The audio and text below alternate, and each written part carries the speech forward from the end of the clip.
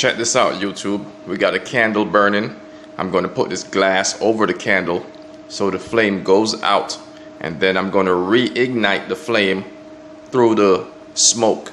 Alright, so you'll see the flame drop through the smoke back to the candle and relight it. Check this out.